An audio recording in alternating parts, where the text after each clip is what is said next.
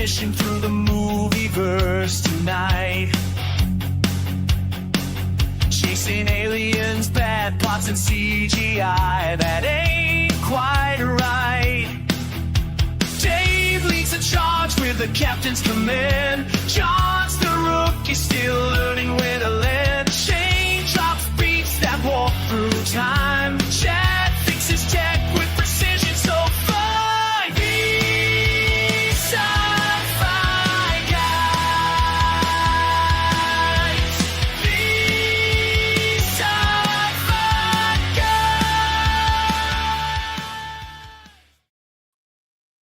Guys. Welcome to these Sci-Fi Guys.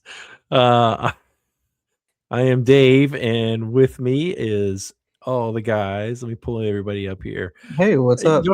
Y'all should have seen everybody? when the intro was playing. Shane's over here just.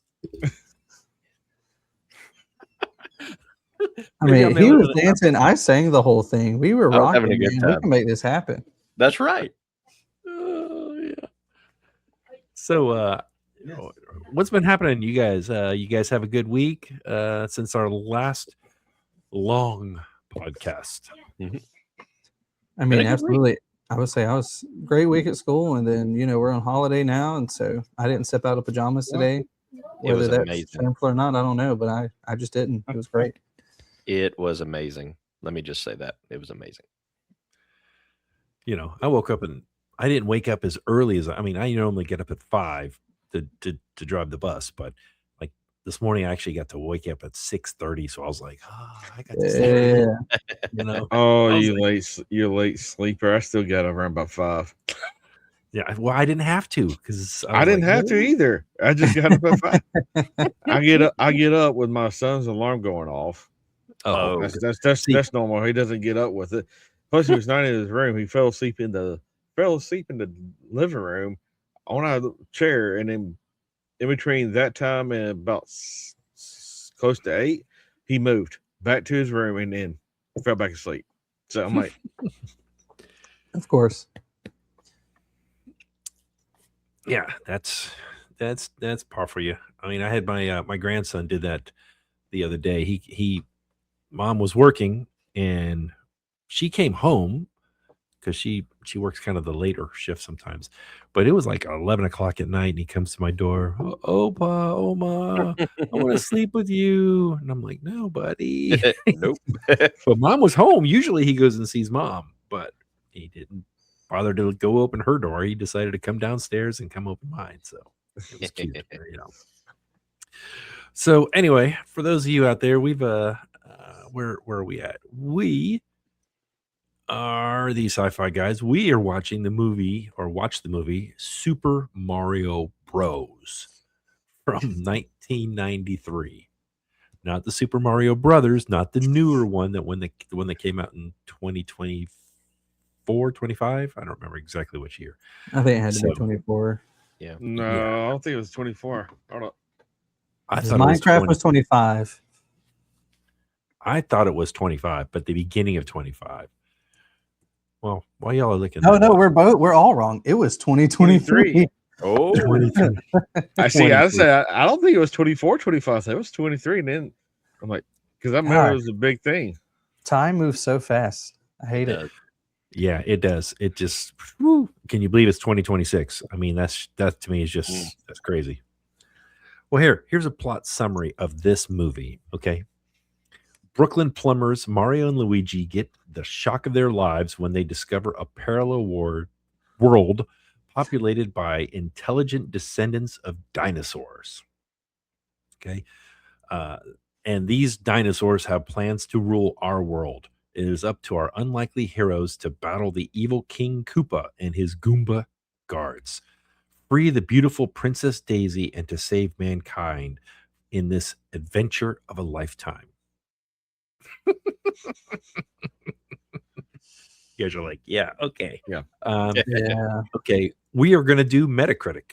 All right. For those of you out there that are new this year, we did Rotten Tomatoes last year. We're doing Metacritic this year. So right now, you'll see this is the score we have as of last week. Because we did 2 movies, we went ahead and I got I gave these guys 2 opportunities to win. Whoever gets the most at the end of the year, I'm going to order them a custom-made Hawaiian shirt with the Sci-Fi Guys on it. It's pretty cool. I got one. I love it. So right now we have Shane and Chad are tied for first place. John was pretty far off last week. Yeah. I'm disappointed in my performance. We have several more weeks for me to catch up. I hope that I can. I'm sure you can with all the stuff coming up here. Yep. All right. Okay. Let's go with, let me scroll up here. Go to the movie. All right. So let's start.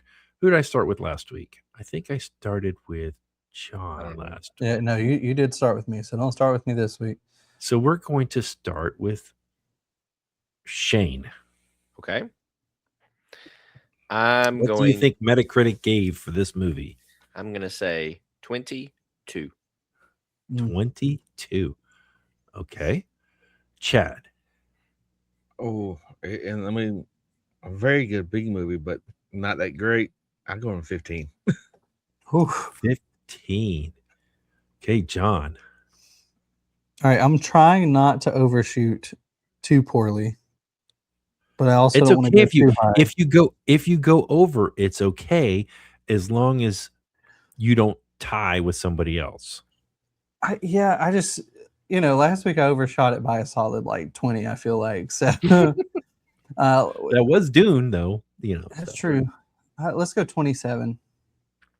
Okay, 27, and the winner is 35. Is what they rated that. Listen, it shouldn't be that high. No. So guess what? John is the winner this week. I'm on the board. He's on the board, and we have a 3-way tie. Round of applause. Round of applause. Gosh. Round of applause. Yeah. Good job, well, John. You don't remember, these are critics that we're dealing with. So, and Yeah, but that's why more shots. It's even 35. I know. We'll talk and- more and- about that, but Yeah. yeah, More to come on that. and I'll give you all a hint. This was not the lowest movie that we're doing this year, Okay. because I've already gone through all of them.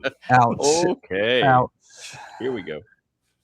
So I was like, man, I picked a real stinker at the beginning of the year. I was like, Well, should I you picked- change it? No. Well, No, you let's just say I understand why it's not for sale anywhere, because I looked to just add it to my library so I can watch it the way I normally do, and it's I did too. literally not anywhere. I couldn't find it. Could not well, find it. They want it gone. Yeah. Obviously. Erased. the from funniest, history. it's the funniest thing coming from Dune that almost puts you to sleep to this movie. Kind of revives, like a little nicer revives our movie selection. Yeah, there was again, we will definitely let's, as a matter of fact, let's go ahead and discuss that. Let's start off discussing the special effects. What did you guys think? Well, I know this is going to be John. I want to say something real fast, and it'll probably be everyone about special effects with this movie. They could have done better.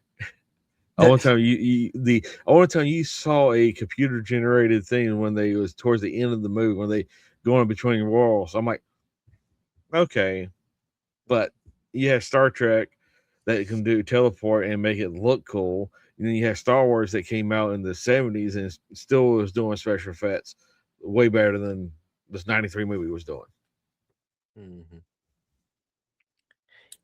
Yeah, I don't think the special effects were as bad as they could have been, or what I thought they might be, but they still weren't great. So, but it was kind of your classic 80s, I felt like. But No, this is they, the 90s. they were a movie, not little, 80s.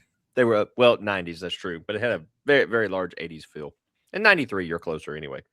But it just didn't, it didn't quite, it was a little lazy on the special effects, I felt like. Man, you're being so kind about it, Shane. Because listen, I these are genuinely, for the time, I think some of the worst, especially computer generated stuff. I think some of the worst that came about in the 90s that I've seen, and that includes a lot of bad CGI. But it did not feel like there was a lot of thought into special effects. Let's put it that way. it seems like, oh, we'll throw this together. I mean, maybe it's so bad it's good, and then it wasn't even good enough to say it's so bad it's good. It was just bad, and yeah. Yeah, I mean, I honestly, I thought there was one, what's the word I'm looking for? Special effect, I guess you could say. I mean, the cars were just ludicrous, horrible, you know. Although I did see a Maverick in there, so I was like, okay, hey, there's one of my old cars. All right. And then, a Pinto and stuff, So, I mean, yeah, the cars were horrible. The costumes, everyone was wearing leather coats. I mean, what's up with that? Oh, okay. Speaking of, why they weren't even in the right colors to begin with, and they were almost opposite because Luigi was in red for half the film. And I'm like, we could at least have some variation of green. I understand maybe not putting him in with what The they were green going for, at coveralls. least the suit, Yeah. but like at least green, not red. Yeah, I didn't get that. I mean, I thought the only decent special effects was Yoshi, and but Yoshi didn't. I mean, I'd say it was on par with the Velociraptors that you would have seen on Jurassic Park around the same time frame. But that was it. One character that you saw in the movie for a total of 2 minutes, maybe. Yeah. If that. Yeah, so I think we're all kind of on the same page with that. Okay, let's talk about the plot, story, or lack thereof. As I say, you're holding strong on the lack thereof. I feel like I think there was great potential. If I want to put it nicely, if I want to put it honestly, there was no plot. I mean, obviously there is. Like it follows a story. It's just, man, it doesn't really make sense. And I think the most annoying part to me is that it doesn't really hold true to any of the games. No. Let alone any of the games up to the point this movie existed. But even if you look at future, like they didn't even try to make a game that mimicked the movie at all. Like it just not even close to what its source material was. And I think that's the part that's the most frustrating because at that point you had several games to choose from. Yeah. Well, think about it this way. If you were to take the name Super Mario Bros. Off of it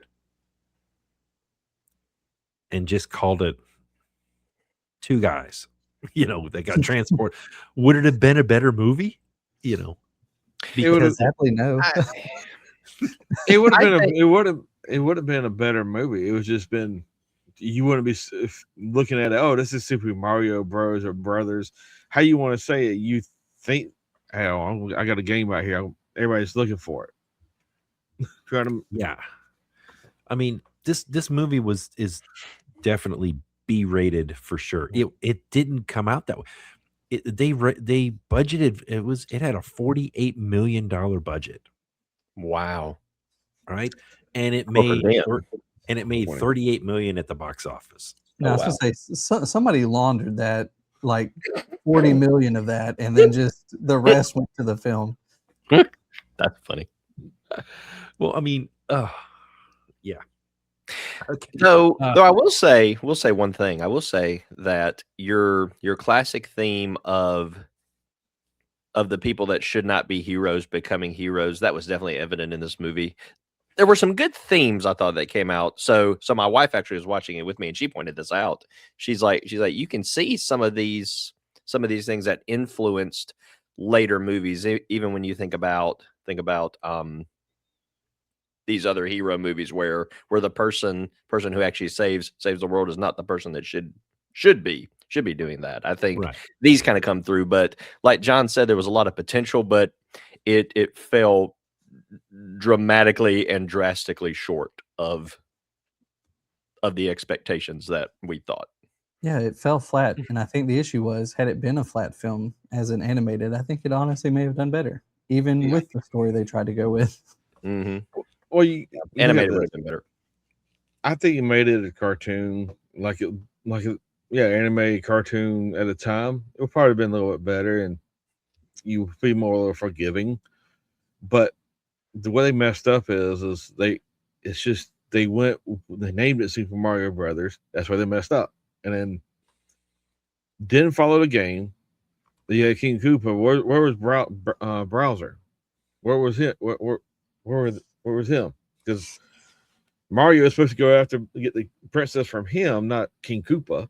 Mm-hmm. And I think they were trying their best to not trying to rewrite Super Mario, because Mario was always the main character, focused character. Luigi was the one that you saw picked up.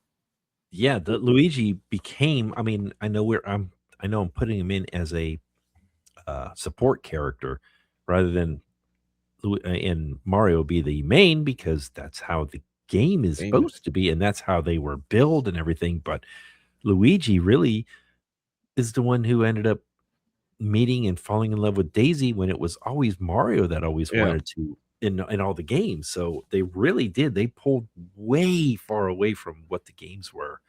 Go ahead. There was no storyline. It was like it was just like, I want to throw this together and see what it's going to do. Yeah. Speaking of thrown together, let's talk about the music. I mean, it was a mishmash of songs from the 90s. I mean, Shane, maybe you can kind of give us a little bit more on this, but I was like, really? I mean, I like the Walk with the Dinosaur. That was like the only song on there that I remember. Mm-hmm. That I was like, okay, that's catchy. Okay, that's a good song. It was. It was.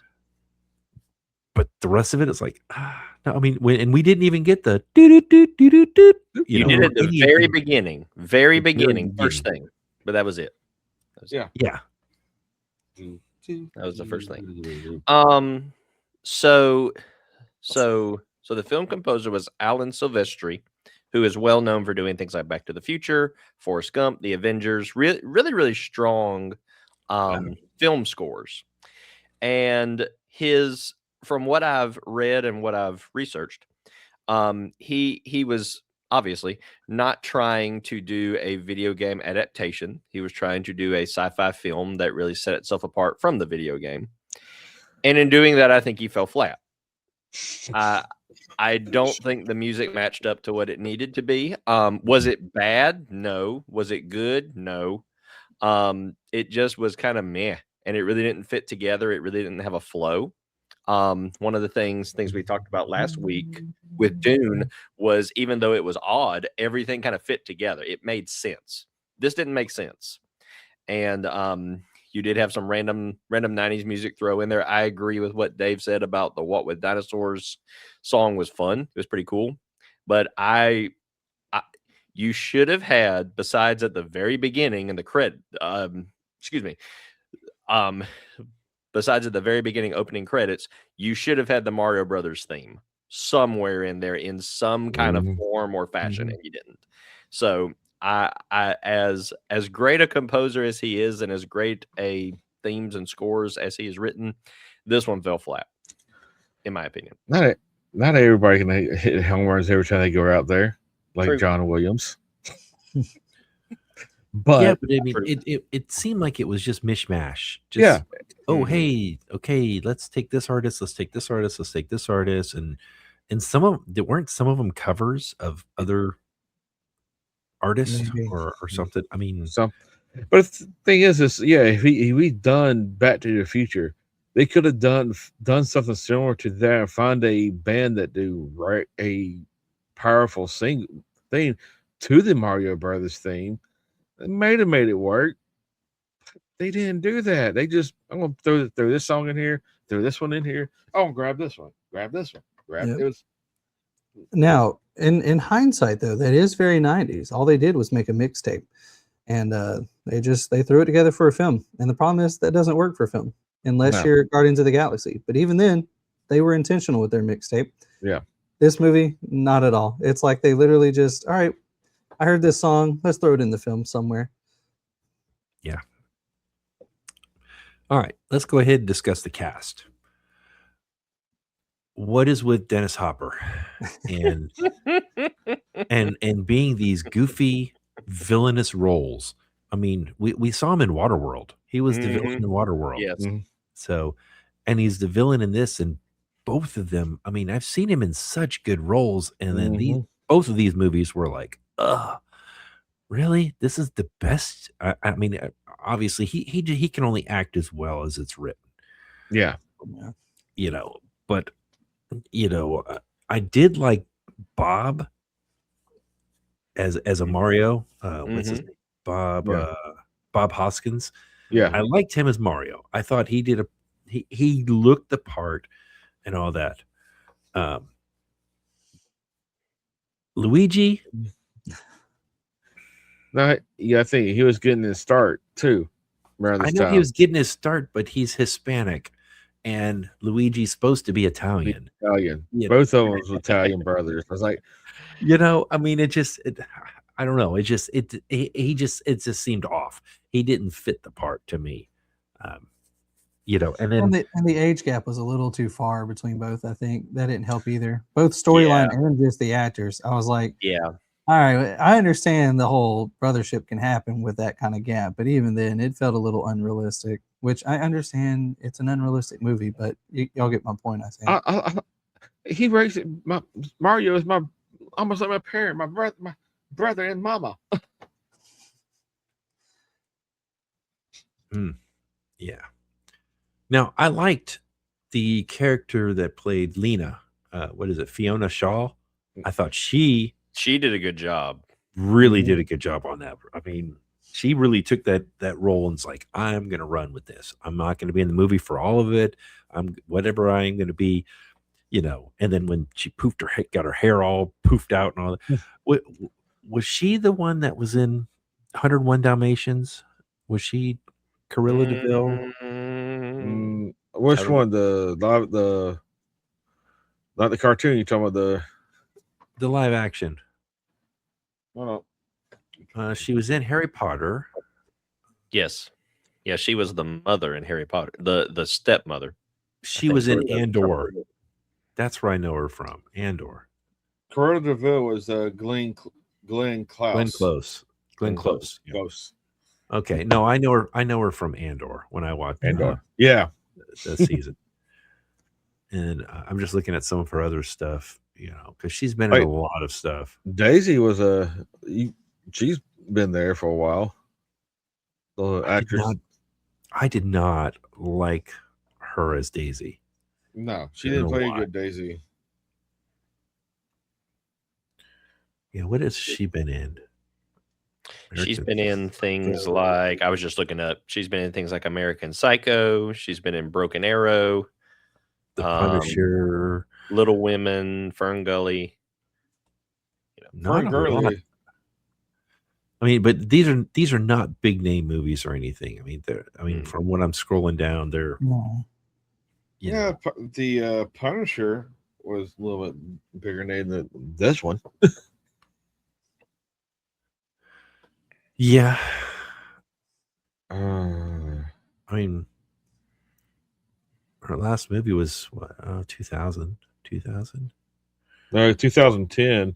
12. Order of 12. Yeah, I was Atlas Shrugged or something. I don't know. no. Anyway, we don't need to keep on talking about her. Okay, get back to the right thing. Okay. All right. Well, we're at the part of the show where we are going to rate this.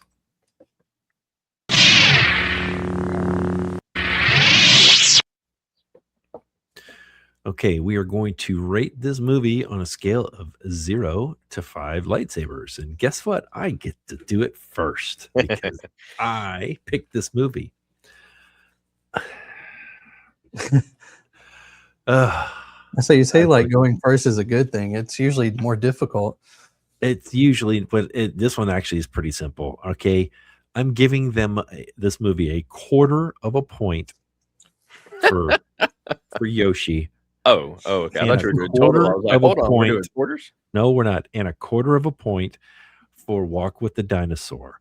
The whole movie, I'm giving it a 1/2 point, 0.5. 0.5 lightsabers. Somebody else. Well, just because of our agreement, Dave, I I also gave it a half point. And for me personally, and this doesn't even, we talked offline, this doesn't go to the issues I had even watching it. I think this would be true regardless of that situation. It's just honestly the only reason it's not a 0 is because after seeing Iron Sky, I don't think I can make anything a 0 again. And so therefore it has to be higher than that. And we only do half points. So for me, it's a 0.5 as well. Okay, Chad, how about you? Well, just kind of put me down on a half a point. I'm about with Dave on this. Yoshi kind of saved this movie just a little bit, and that song. Other than that, if it kept going and would have been a 2-hour movie, it would probably went down to the 0. Okay, Shane, you. I am following the crowd, half point all the way around. Wow. Wow, we Unanimous. agree, and it's low. Okay, this is probably going to be one of those ones at the end of the year where it's going to be like, okay, what's in your bottom 5? And, well, this is definitely probably going to be in there. Okay, so I have got 2 questions is all I'm going to ask you guys. 2 questions. Yeah, 2 questions. Okay. Does the movie accidentally predict modern fears about gene editing and bioengineering? That whole thing about basically de-evolving, and that's how they become Goombas. I mean, if we're gonna say it does, I definitely think it is very accidental, just because it's like big bad evil guy. We make dinosaur go back because they big and scaly and look fierce, right? But overall, in some ways, yeah, I can see that. Just because, especially if you see that happen to someone else, I think there would be a lot of fear that that could and then would happen to you. And so for me, it's very loose prediction and at least the modern fears, but I think that idea of being fearful of that definitely fits this film. And so I'll say yes to the fearfulness, but not necessarily the actual splicing process. I think the only thing that this movie makes you fear is the possibility of making a sequel. No. No, so really and truly, Richard, I'm with John. I do think that it does hit on some of these things, but as far as like really a fear of it, I don't really see that much really, to be honest. But so I'm actually, I said I was with John. I'm actually going to go the opposite way. I don't think it really hits on that as much as you would think. Chad, how about you? The fear, right? I don't know. I can't. I'm about like half torn, half with Shane and John, but John, I think it hit it right. I think they stumbled on it, but didn't mean to. But the fear that if you see it happen, it's gonna be the fear factor. Yes, on the fear, no on the. They just stumbled on it accidentally. Okay. Yeah, I mean, I could see some fear in how we as human beings are playing God, and with all the genetic manipulation things that they're doing with DNA and everything, to me, I can understand where the question is that, accidentally bringing out some fears in that, to me, that was the first thing I thought of when I was like, okay, let me get a question for this, which was extremely difficult to find anything decent questions for this movie. So, can't imagine why. Yeah, I ended up using multiple, like ChatGPT, Microsoft Copilot, Gemini. I mean, I use like 3 or 4 of them just to get some questions, that we could actually discuss. And but yeah, no, I don't know. I think it's a little far-fetched out there to think that a movie would be the one that caused these things to happen. But I do think it can let us think about,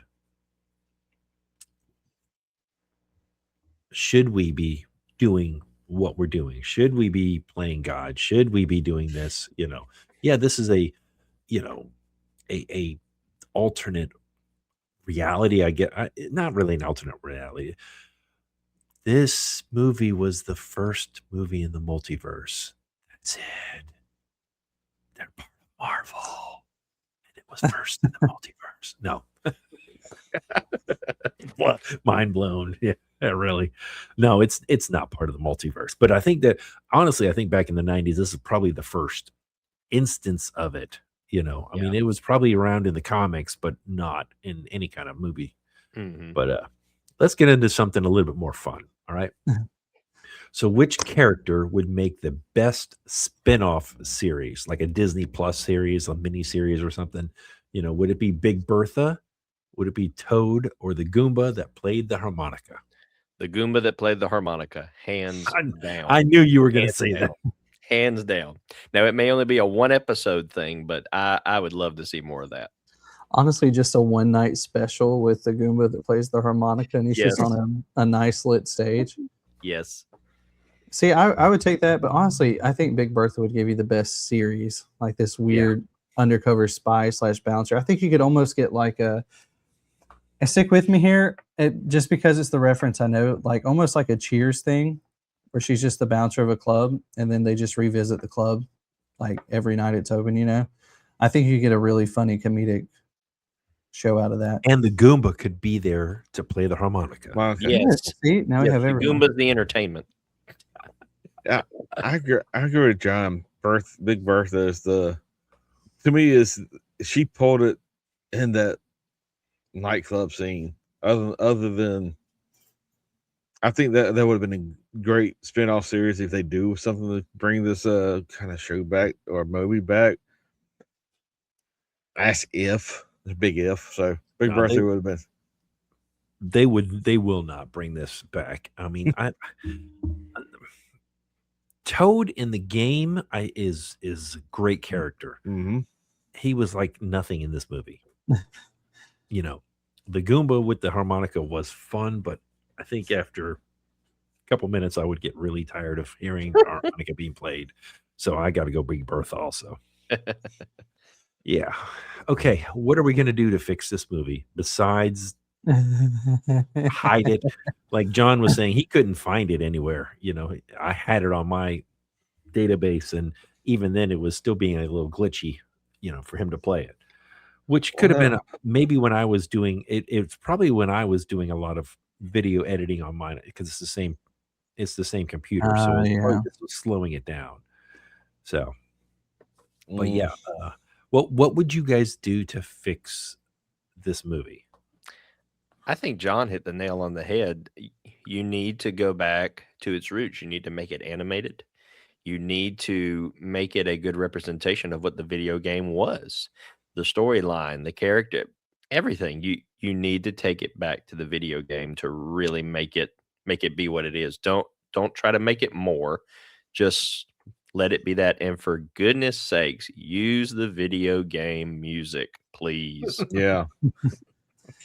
Yeah, I agree. Take it back to the roots. If you want to really go back to the roots and you still want to do the de-evolution style, use the de-evolution, turn somebody into King Kong, Donkey Kong, and have Mario try to going through warehouses and throwing pipes, fixing pipes, dodging barrels.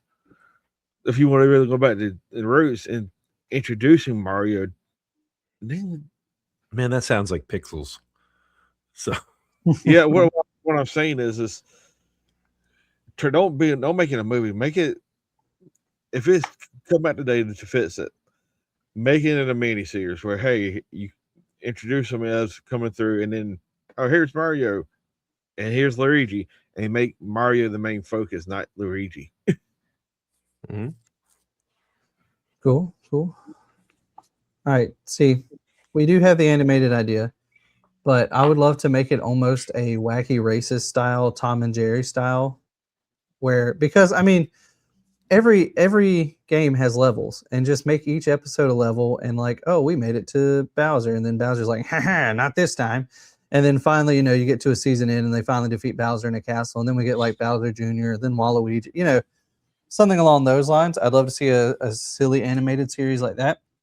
I wouldn't mind the live action thing, but kind of combine some ideas here. Go with like a trilogy where in the first one we meet Donkey Kong, and then they defeat him, and then they make it, and Bowser steals, the princess, and then we get a second film of that, and then a third film where maybe they meet their antithesis in Waluigi and Wario.